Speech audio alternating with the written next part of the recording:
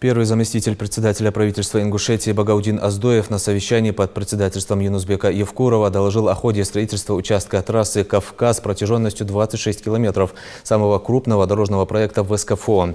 Ввод объекта в эксплуатацию намечен на осень 2020 года. По словам вице-премьера, на сегодняшний день проведены подготовительные и земляные работы на участке между сельским поселением Яндари и сельским поселением Троицкое, а также работы по укладке водопропускных труб. Уложено 2 слоя асфальтобетона протяженностью почти 7 километров.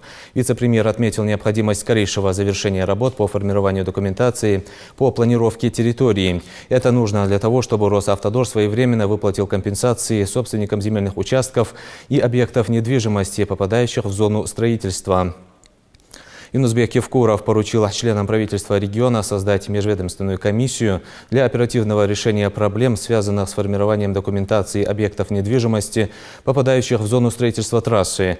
Глава региона также подчеркнул важность реконструкции федеральной автодороги, которая существенно разгрузит автомобильный поток. Проектом предусмотрено доведение параметров автомобильной дороги до А&Б категории и расширение тем самым проезжей части до 4 полос. Для распределения транспортных потоков на объекте построят 3 транспортные развязки в разных уровнях.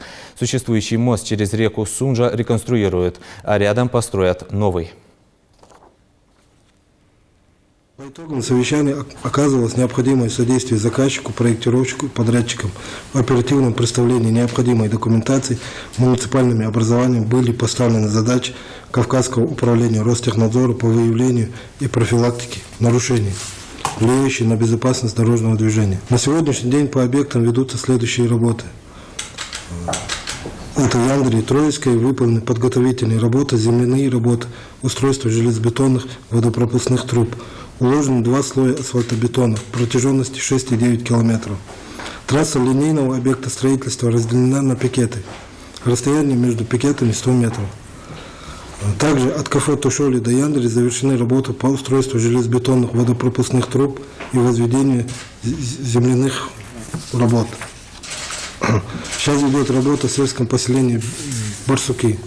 На 2 транспортных развязках выполняются следующие работы. Устройство железобетонных буроналивных свай 520 штук. Это на Икажевской развязке и на Магазской развязке. В настоящее время на объекте работает свыше 70 единиц автомобильной и спецтехники. Работа выполняется в соответствии с планом графиком.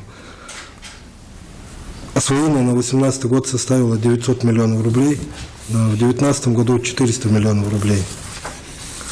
Также проводилась работа по постановке земельных участков на кадастровый учет для дальнейших строительства дороги. По каждому участку, который выкупается, с которым соглашение подписано, заключено или еще что-то, по каждому частному дому, коммерческому участку, или же бесхозной земле, или же земля, которая на КФХ находится, или там участника находится земля, но там нет построек. Все это выписать и мне схемами показать.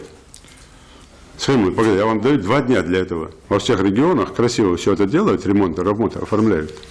И там и дорожные знаки ночью, и днем, и временная там желтая, там это разметка. А здесь почему мы что там в отрыве от всех регионов что ли работаем? И все технические условия говорят. Если работа не готова, вот если объект не готов к работе, работу не начинать.